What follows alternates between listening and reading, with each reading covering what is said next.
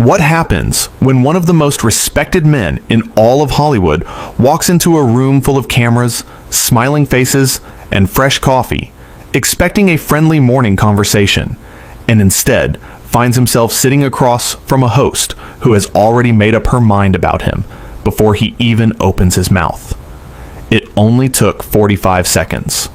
45 seconds from the moment Morgan Freeman eased himself into that guest chair on the Today Show set for the very first question out of Savannah Guthrie's mouth to land like a stone dropped from a great height.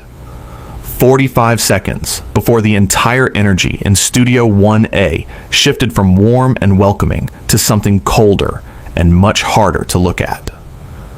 45 seconds before one of the greatest living voices in the history of cinema looked across that table, let a long and quiet pause settle over the room, and decided that he was not going to sit there and take that.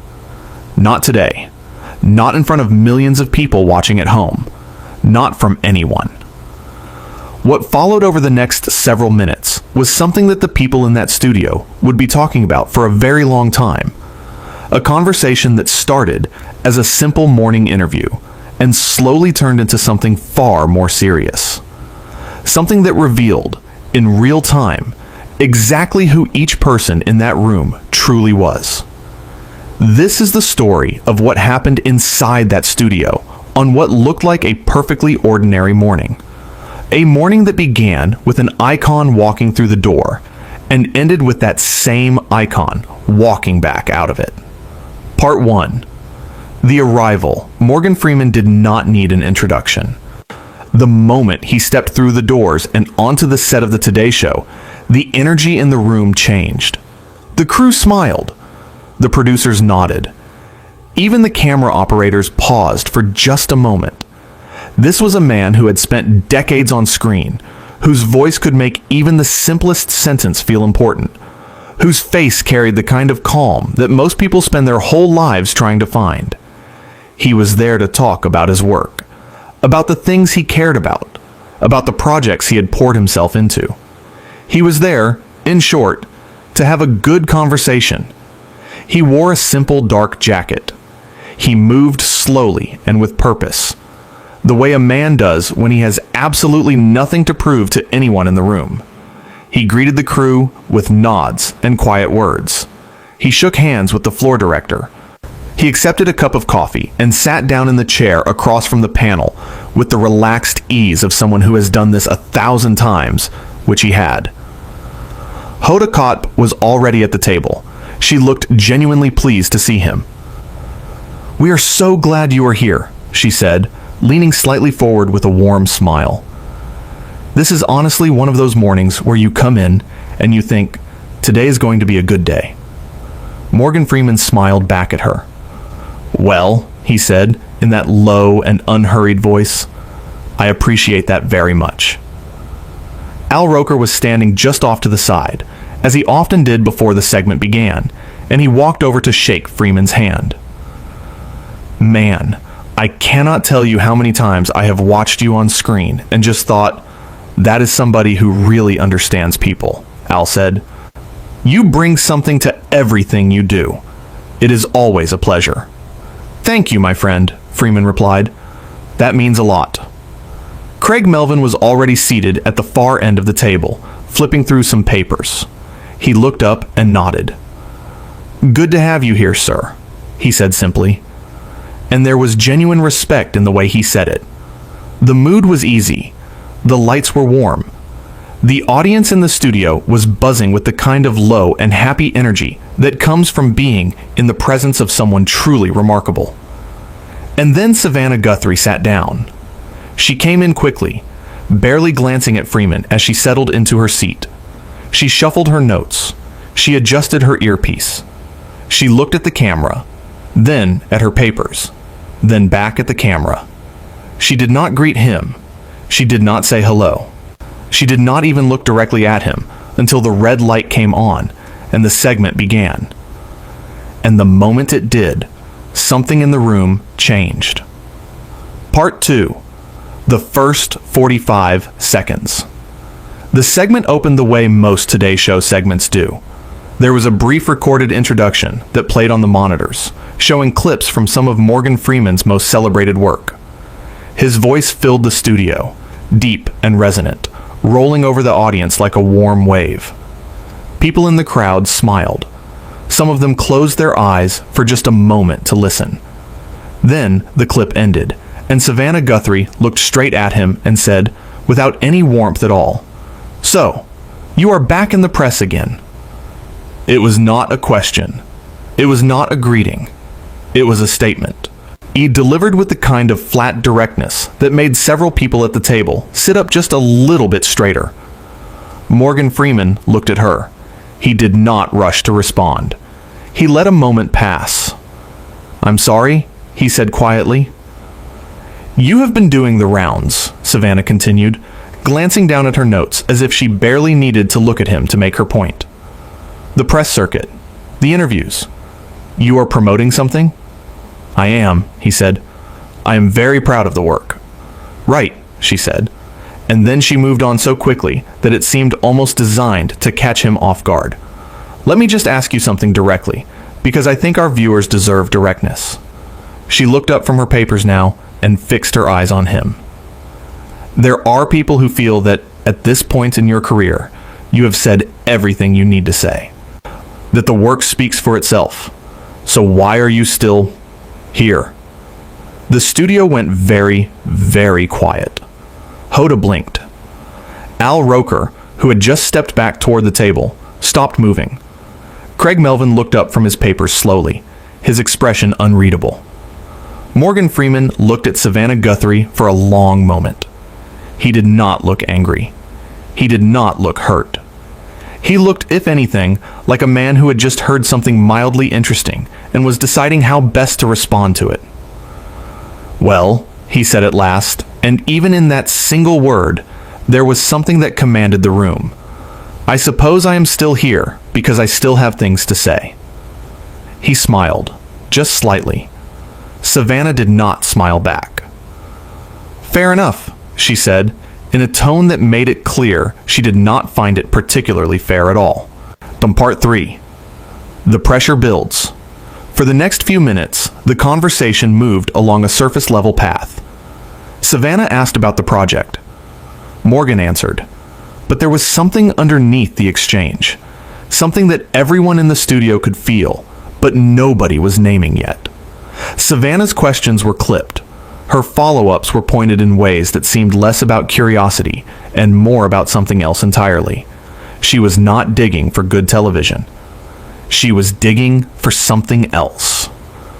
Hoda Kotb stepped in gently at one point, clearly trying to bring some lightness back. "Can I just ask?" she said, turning to Morgan with a big smile. "Because I think this is what everyone at home wants to know. When you look at the body of work, all of it, is there a role or a project that still just sits with you, and one that you carry with you?" Morgan Freeman nodded slowly, as if he had been waiting for exactly that kind of question. "There are a few," he said. "The ones that really live in you are the ones that required you to find something in yourself that you did not know was there. You go looking for the character, and you end up finding yourself instead. That is the gift of this work." The audience responded warmly. There were smiles all around the table. Even Craig Melvin leaned forward with genuine interest, but Savannah was already moving. "That's a lovely answer," she said, with an edge in her voice that made it feel like the opposite of a compliment. "Very polished, very practiced. You have been doing this for a long time." Freeman looked at her. "I have," he said simply. "Does it ever feel automatic to you?" she pressed. "Like you are just going through the motions, showing up, saying the things people expect you to say, collecting the applause?" Al Roker cleared his throat. It was soft, barely there, but it was the kind of sound a person makes when they want to say something and are holding themselves back from saying it. Morgan Freeman set down his coffee cup. He did it slowly and deliberately. He placed it on the table with a soft click and then folded his hands and looked at Savannah Guthrie with the calm, steady gaze of someone who is in absolutely no hurry whatsoever. Let me make sure I understand you, he said. Are you asking me whether the work I have dedicated my life to has become meaningless to me? Savannah held his gaze. I am asking whether it has become routine, she said. Those are two very different questions, he replied. And the answer to both of them is no. Part 4. Savannah goes further. There was a moment, a brief and fragile moment, where things could have gone another way, where Savannah could have pivoted to something lighter, where the conversation could have found its way back to the genuine exchange that everyone else at that table was clearly hoping for. She did not take that moment. Instead, she glanced down at her notes again and said, "There is a perception, and I think it is worth addressing because it is out there, that you are someone who is difficult, on set, in interviews, that you can be, let us say, uncooperative when things do not go the way you prefer them to go." The air in the studio became very still. Morgan Freeman did not move. He sat exactly as he had been sitting, hands folded, back straight, eyes on Savannah. But something in his expression had shifted. Not anger, not defensiveness. Something more like the quiet and patient look of a person who is witnessing something and deciding very carefully what to do about it.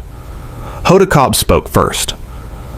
"I think," she said carefully, "that Morgan has had an extraordinary career built on collaboration and real dedication." She looked at him with an apologetic kind of warmth.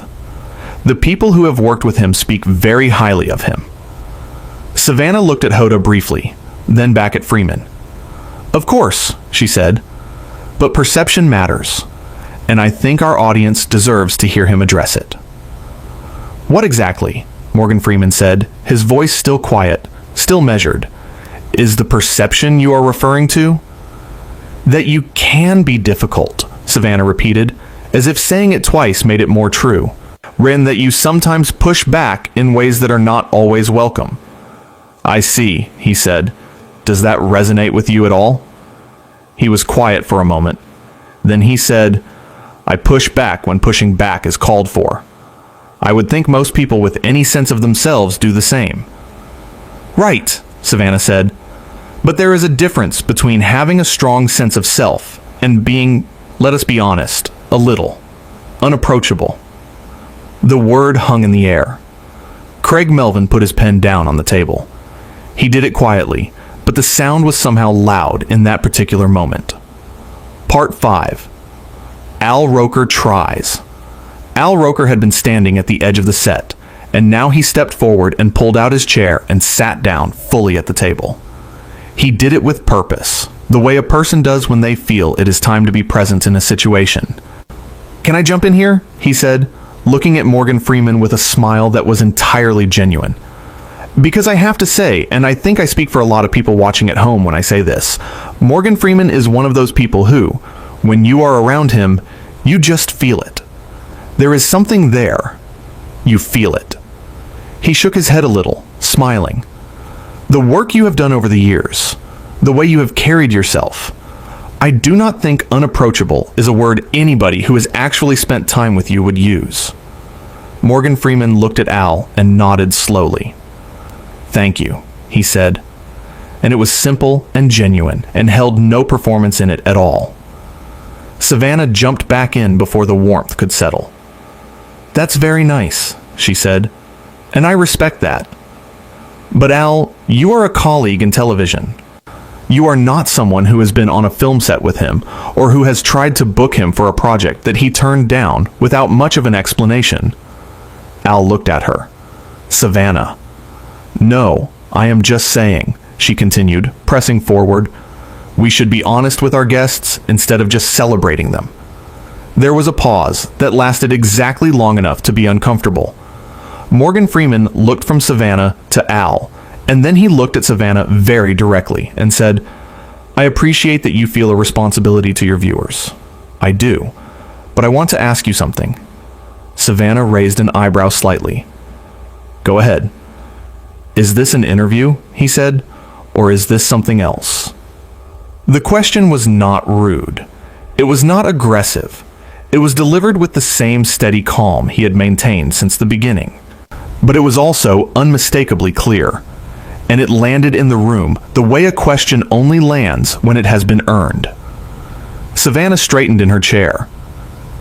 "This is an interview," she said. "I am asking questions.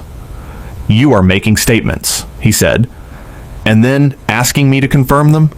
That is a different thing." Part 6.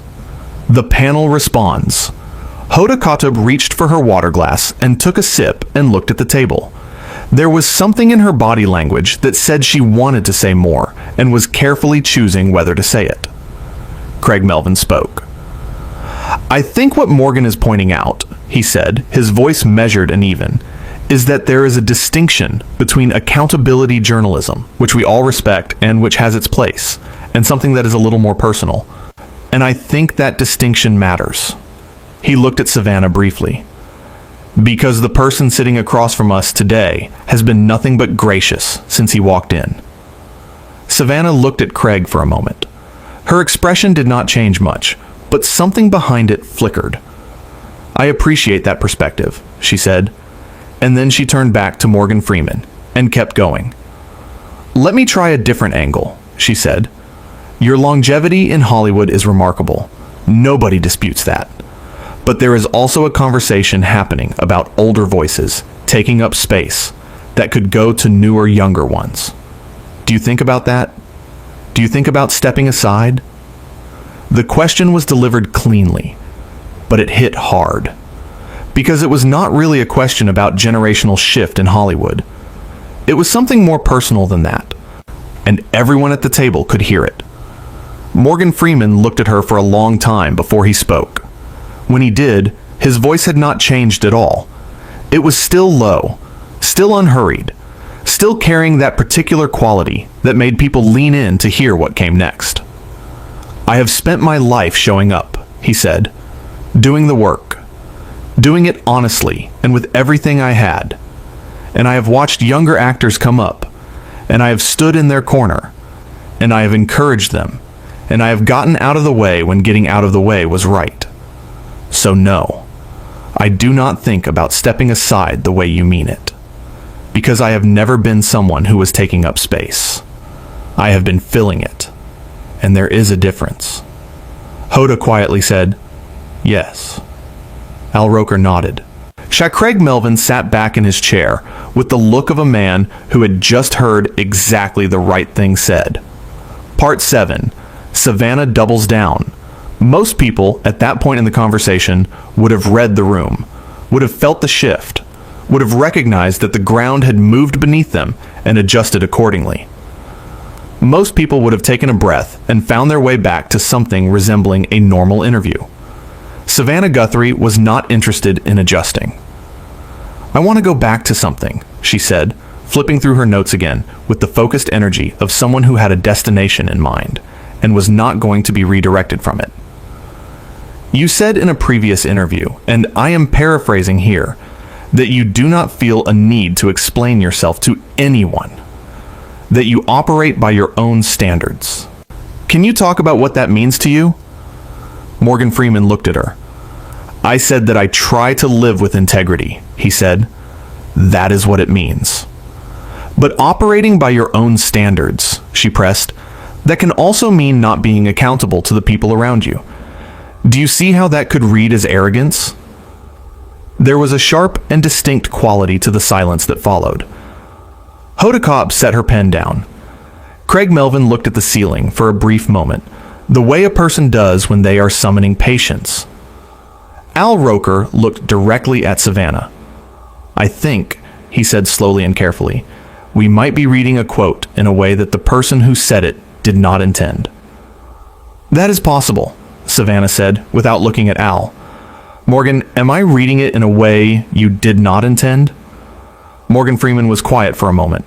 "What?" Then he said, "I think what you are doing," and his voice was still entirely calm, entirely without heat, "is looking for a version of me that fits a story you came in with, and I am not sure that version exists." Savannah tilted her head slightly.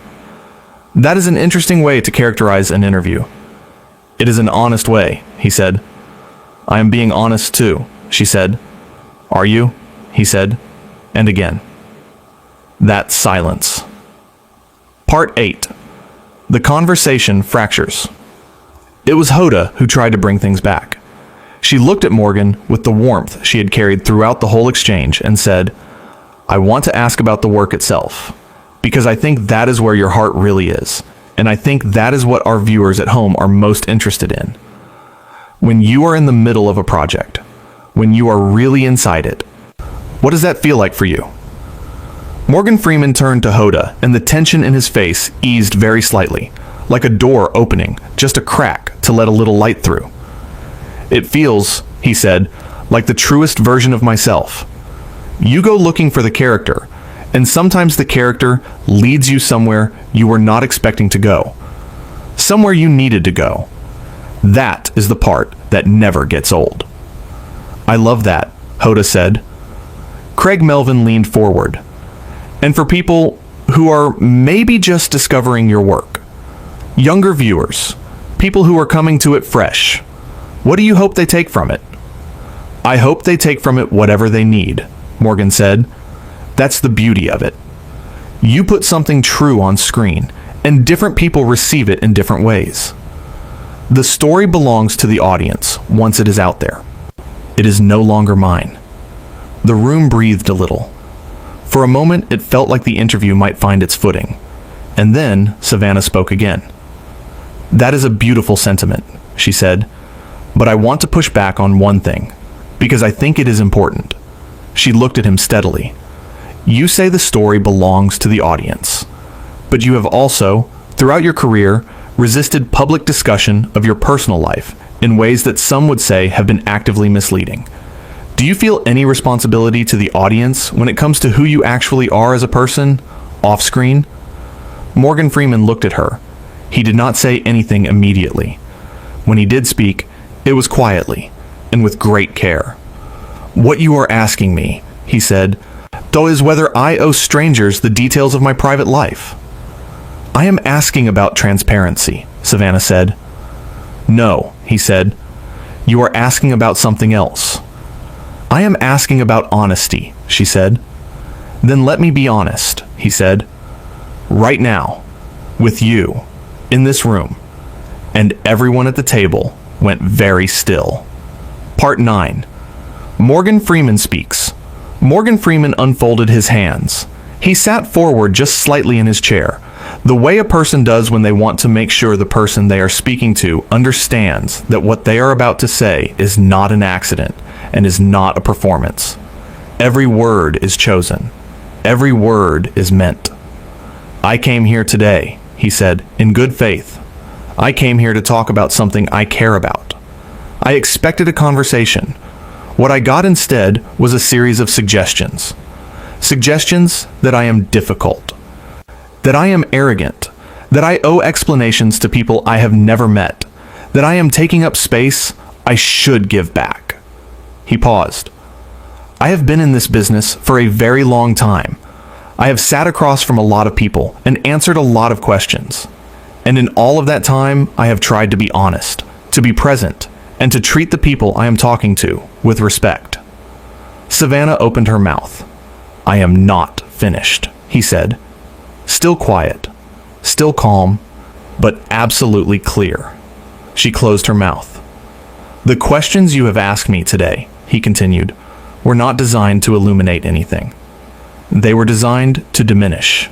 And I'm going to tell you something honestly.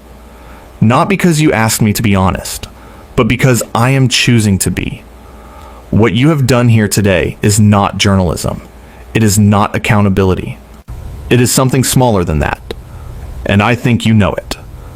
The studio was silent enough to hear the lights humming. Hoda Kotb had her hand over her mouth slightly, not covering it, just resting there. Her eyes were wide and steady. Al Roker had both arms folded on the table in front of him and was looking at Morgan Freeman with an expression that was hard to read but impossible to look away from.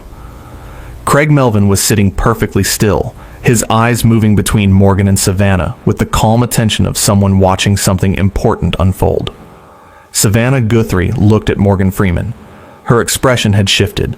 The sharp assurance that had been there from the beginning had softened, not into warmth, but into something more guarded. She was recalculating. You could see it happening. "I hear you," she said at last. "I do. But I want to be clear that my intention was never." "I know what your intention was," he said gently. "That is what concerns me." Part 10. The table turns. What was remarkable about the next few minutes was not that the conversation continued. It was how it continued.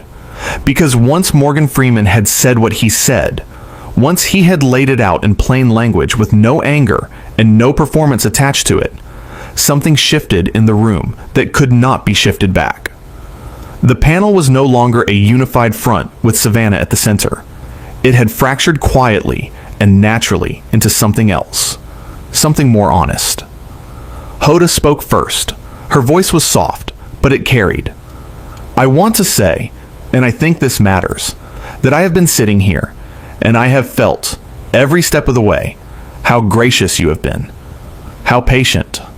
And I just want to acknowledge that, because I think it deserves to be acknowledged." Morgan Freeman looked at her. "Thank you," he said simply. Al Roker leaned forward. "I think there is something that gets lost sometimes in morning television," he said, choosing his words with obvious care. "And it is the simple fact that the people who sit in that chair, the guests who come in and give their time, deserve to be treated with a basic level of dignity.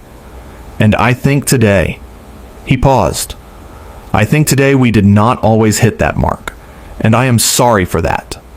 It was a remarkable thing to say. In the middle of a live segment, on national television, Al Roker looked directly at Morgan Freeman and said it like he meant it, because he did. Morgan Freeman nodded at him, slowly, with a depth of respect that did not need to be announced to be felt. Craig Melvin spoke next. "I want to just say for the record," he said, "that the work speaks. It genuinely speaks. And the person sitting across from us today speaks too, clearly and honestly. And I think that is worth more than any question any of us could have asked this morning." Savannah Guthrie did not speak for a moment. When she did, her voice had lost the clipped precision it had carried since the beginning. "I clearly..." She stopped, looked at her notes, looked up. "I hear what is being said, and I will think about it." Morgan Freeman looked at her. "Good," he said. That was all. Part 11. The exit builds. After the next segment tease played, the commercial break kicked in, and the studio atmosphere changed the way it always does in those breaks. The floor director moved in. Crew members adjusted equipment. A few of the audience members shifted in their seats and murmured quietly to each other. Morgan Freeman did not reach for his coffee. He sat in his chair the way he had sat there for the entire interview.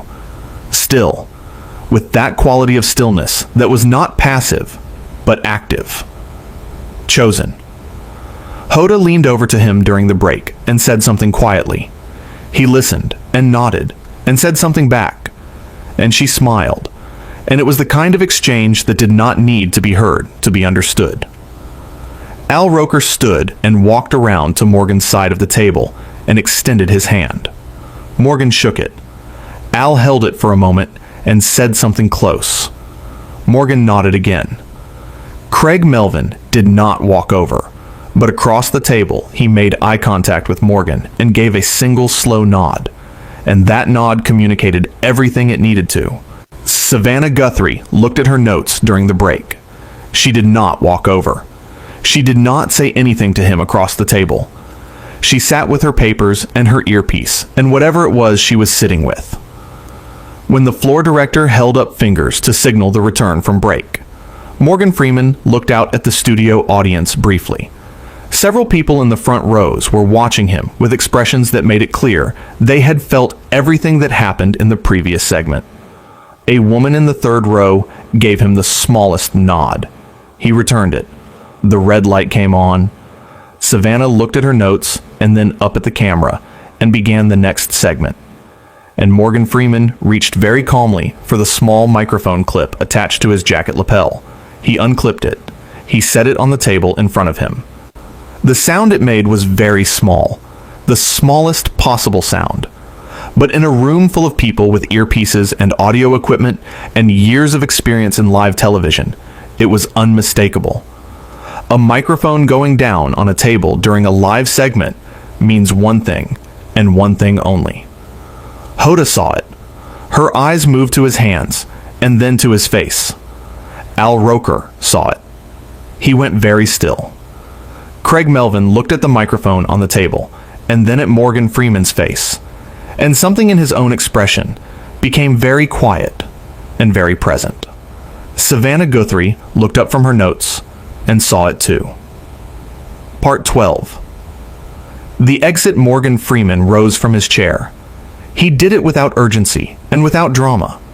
He did it the way a man rises when he has made a decision, and the decision is entirely his, and he is entirely at peace with it. And he straightened his jacket. He looked around the table. He looked at Hoda Kotb, and he said, quietly, "You are kind. Thank you for that." Hoda said, "Thank you for being here." He looked at Al Roker, and he said, "I appreciate you." Al said, "Always."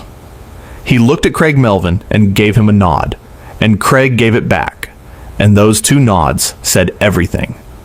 Then he looked at Savannah Guthrie. He did not look at her with anger. He did not look at her with contempt. He looked at her the way you look at someone when you have said what needed to be said, and there is nothing more that needs to be added. "Good luck with the rest of your program," he said. He turned. He walked. The studio audience watched him go. Several of them began to applaud, softly at first, then with more certainty. Not a rowdy or excited applause. Something quieter than that. Basin. Something more like the sound a room full of people makes when they have witnessed something true, and they want to acknowledge it without being too loud about it. Morgan Freeman did not look back. He walked the way he had walked in. Slowly. With purpose. With no particular hurry to be anywhere or away from anywhere. He passed the cameras and the crew members and the lighting rigs and the rows of audience seats. He passed the monitors on the side wall where his own face had played in clips less than 20 minutes before. He reached the doors. He pushed through them. And he was gone. Part 13. The room left behind. For several seconds, the Today Show set was the quietest it had been all morning. Savannah Guthrie looked at her notes. Then she looked at the camera. Then she looked at the empty chair across from her. The microphone was still sitting on the table. The coffee cup was still there too. Still warm. Hoda Kotb did not say anything immediately. She had the look of someone processing what they had just been a part of. Her hands were folded in front of her on the table, and she was looking at the space where Morgan Freeman had been sitting with an expression that was careful and considered. Al Roker reached up and adjusted his earpiece. He exhaled, short and quiet. Craig Melvin picked up his pen, put it back down, picked it up again. The floor director was talking quietly into his headset. Someone from the production team was moving quickly along the edge of the studio, the kind of quick, purposeful movement that happens when the people running a live program are recalibrating what the next few minutes are going to look like. Savannah Guthrie cleared her throat. She looked at the camera. She is a professional. She has been doing this for a very long time, and she did what professionals do. She moved forward. "We will be right back," she said. The monitors cut to commercial, and in the studio, in that pause between what had happened and whatever came next, the four people still at the table existed in the kind of quiet that does not need to be filled. The kind of quiet that is its own full and complete thing. The kind of quiet that arrives after something real has taken place and is simply acknowledging it.